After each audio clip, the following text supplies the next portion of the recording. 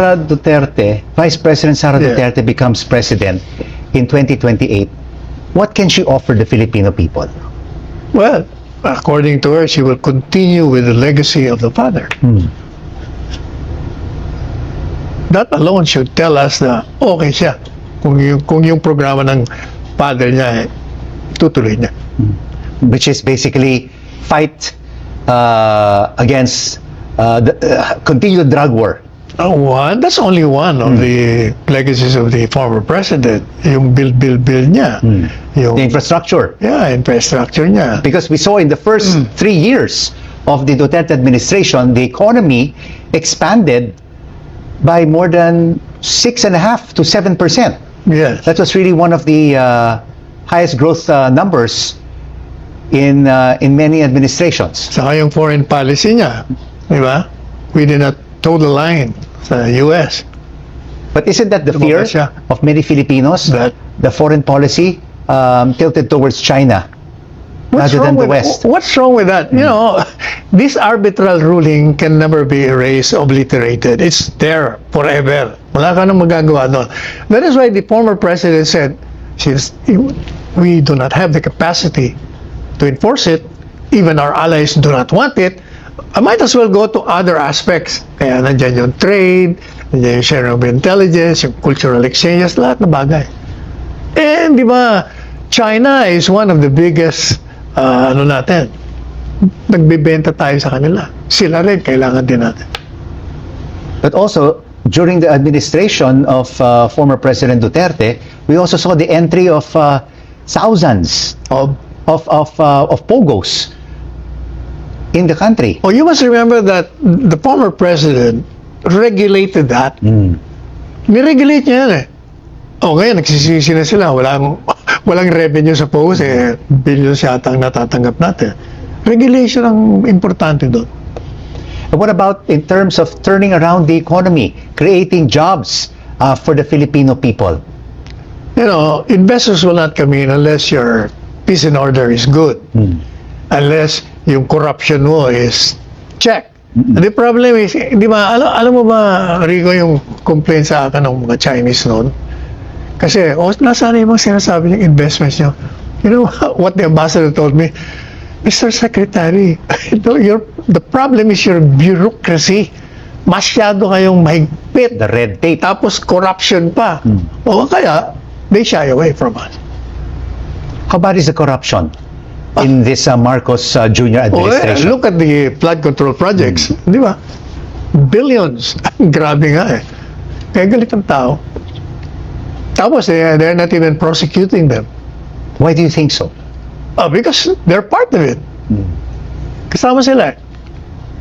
Di ba? In fact, If Inday Sara becomes president, will she put these corrupt government officials behind bars? Oh. Because President Marcos Jr. says we have to go through due process. tama naman yun. She will prosecute them. If you want them to go behind bars, immediately, you declare a revolutionary government first. Pero kung... So she will go through due process. Oh, yes. Because a lot of opinion makers are saying that if she becomes president, she will exact revenge on the Marcos administration. Is she that kind of person? No, I do not think so. Hindi siya ganun.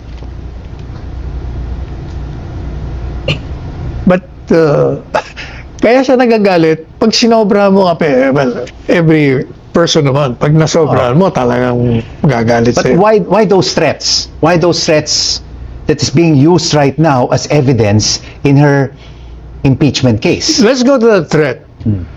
How did Inday Sara utter those remarks?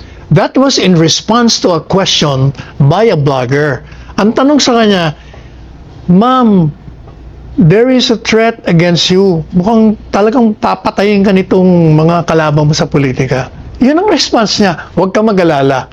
Pag ginawa nila sa akin, may kinausap na ako, papatay ko sila. Oh, it's funny. Pero they're using that. They were supposed to be a strong unit team from 2022 to 2028 to put the Filipino people in a better position. Turn around the economy, create more jobs, Attorney Sal. What was the turning point? What was the breaking point? The last Why the unit team broke. broke? Paano? The lust for power. They saw Inday Sara as an obstacle to remain in power. Kaya kailangan sirain nila si Inday. Lahat ng mga connected sa mga Duterte sinisira nila. As we speak, is there no chance for reconciliation between the Marcoses and the Dutertes? Balik na si Presidente Duterte. Matagal ko na sinabi yun sa kanila, wow, ba't hindi ibalik? Well, illegal naman talaga yun, no, Rico. In all angles talagang illegal. Under the Constitution, even under the Rome Statute, talagang illegal yung ginawa nila. Ang problema, talagang gusto lang nilang mawala. Let's talk about the former president who's currently in The Hague. Are you in talks with Attorney Nicholas Kaufman for Duterte's upcoming trial? And are you going to be participating in it? No, when we went there, we were there to observe the proceedings. And it's very funny that, I don't know if you heard about it, I think just a few days ago, the prosecution team filed a motion asking the pretrial chamber to provide the information to the public that Salvador Panelo is not part of the defense team. Ibig sabihin, they're being affected by my commentaries. Can you imagine that? Kaya natatawa na lang ako sa kanila. Alam naman nilang from the very beginning, sinabi na we're here to observe. Yes. But siyempre, we have to speak out kung anong tingin namin. Ay, nagre-react sila. Attorney Sal, you said that there could be reconciliation between the Marcos and Dutertes if President Marcos brings back the former president to the Philippines. Is it possible for the government to just say, let's just drop all the charges and the former president can just return home? Number one, we have a pending petition for a writ of habeas corpus. It's a Supreme Court. And we are asking the Supreme Court to declare illegal the acts committed by the officials of this administration in the arrest, in the detention, and the rendition of the former president. And we ask the court to compel this government to correct its mistake and bring back. If the petition is granted, kakabalik siya. Yan ang number one. Number two, we argued before the Supreme Court, we cited jurisprudence. Number one, remember Teves? Teves, we were denied our request for extradition. He was in Timor-Leste. Talo tayo doon eh. We appealed, talo pa rin. And yet, how come Teves is here? In other words, pwede palang ibalik. In the United States, si Trump, very strict sa immigration policy, he expelled one El Salvadorian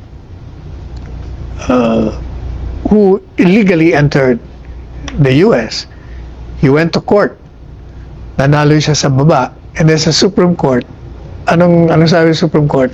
You cannot expel whether you're a U.S. citizen or a foreign national without going through due process.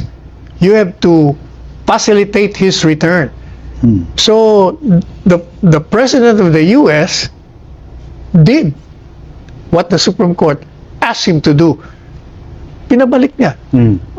Pwede naman pala. So pwede lahat siya kung gusto ng presidente. But if this doesn't happen, and now that the former president's case is going to trial, are you confident that he will be acquitted and he will return to Manila? You know, during the confirmation charges, I was asked, how do I assess the confirmation of charges? I said, if the decision will be based on evidence, no court will confirm the charges. It will dismiss the case because the evidence presented by the prosecution, all based in hearsay, double hearsay, hyperbolic statements of the former president, news item, wala talagang ebidensya. Kaya dapat dismiss. Not only that, I said, I think they have prejudged the case. You know why? The issue of jurisdiction has been raised. during the pendency, tinuloy pa rin nila trial, hindi naman po pwede yun. Dapat, sinettle mo muna yung jurisdiction issue. Bakit mo tinuloy? Kaya, I'm afraid, sabi ko, tutuloy na. Nangyari nga, tinuloy nila, they're setting it for trial. I hope that the judges they appointed, hindi kagaya nung sa pre-trial chamber. Kasi kung pareho din, tuloy-tuloy na yan. So we'll have to wait and see on the fate of the former president who's currently in The Hague. I interviewed the president about 2 months ago, Attorney Sal, and I asked him what kind of president we need in 2028. And he said the people need a successor who is an exceptional nation builder, understands economics, has experience in government, and to continue his administration's reforms. He Your didn't thoughts? say, I like him. Your thoughts on that? Oh, yun na nga. That's Vice President Sara Duterte fit the bill. Yes, and he's correct in saying that because those qualities do not fit the present president. Otherwise, hindi tayo ganito. Pero tama siya. Si Inday Sara po pwede doon. Pwede May dyan. political will. Although actually may political will din naman to, kaya lang para sa kanyang sarili lang. Do you agree na may political will si Presidente Marcos Jr.? Grabe. I cannot imagine this president doing the things he did.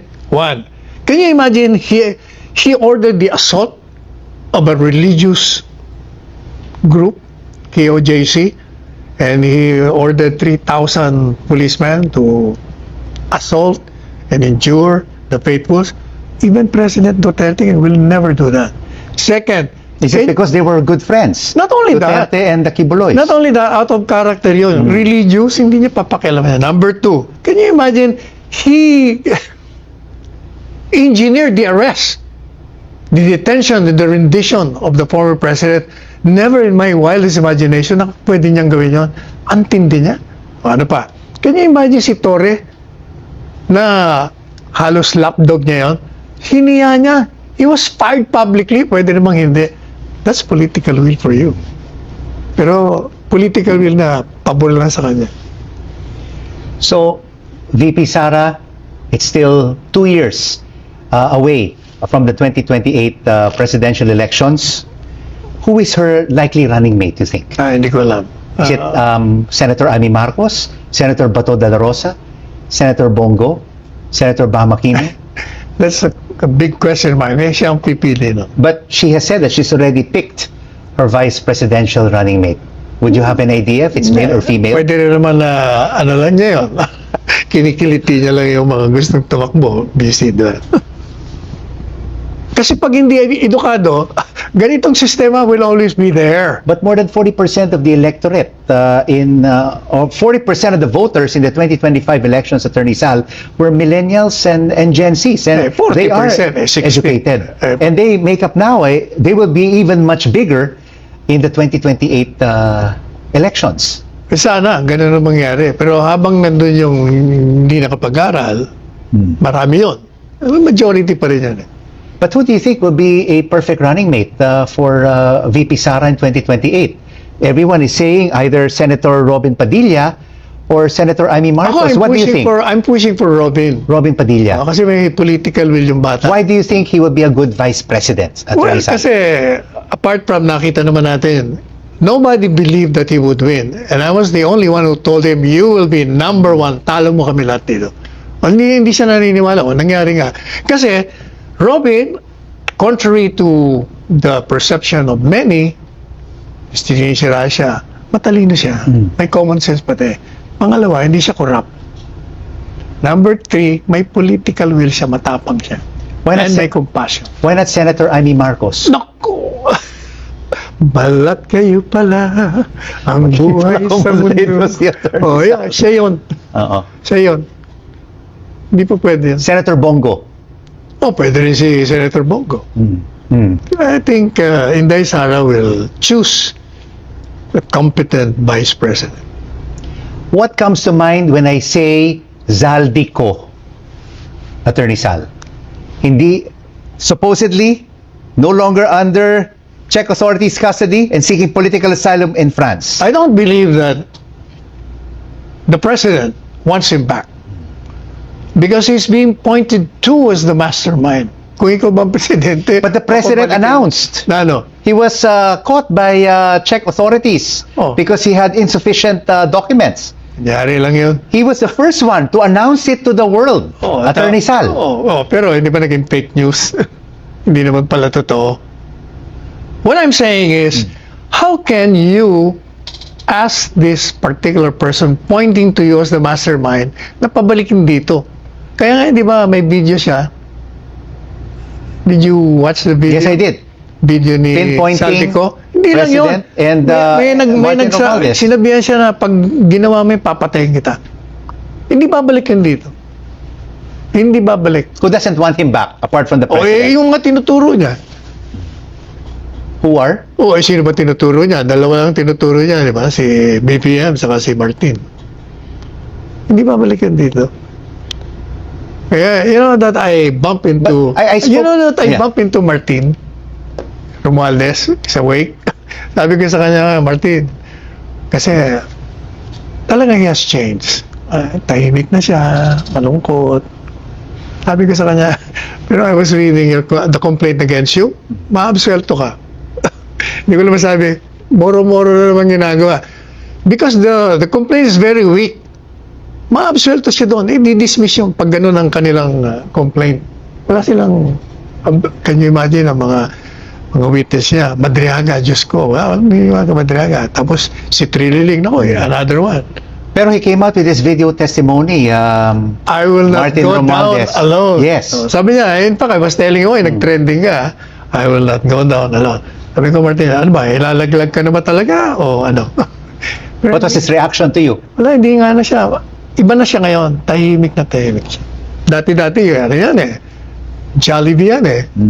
Wala na. Iba na. Mukhang talagang may burden na binabalikan. Attorney Salvador Panelo, what can you tell to the Filipino people who are currently angry, who have really lost trust in our government? Because at the moment, really, no big fish is behind bars. What do you tell them for us to regain trust in our institutions and in our government? Well, they should go out the streets first. If they want change, lumabas kayo. Hindi magkakaroon ng change kung puro lang tayo text, puro lang tayo social media. Walang mangyayari dyan. Kasi the power holders, hindi pinapansin yan. Pero pag nandiyan na kayo sa kalsada lahat, everyday, either they change radically or they will be changed. Attorney Salvador Panelo, thank you so much for joining us on Thank- Beyond the Exchange. Thank you for having me. I'm Rico Hizon. Join us again next time where we uncover insights that matter right here on Beyond the Exchange. See you again soon.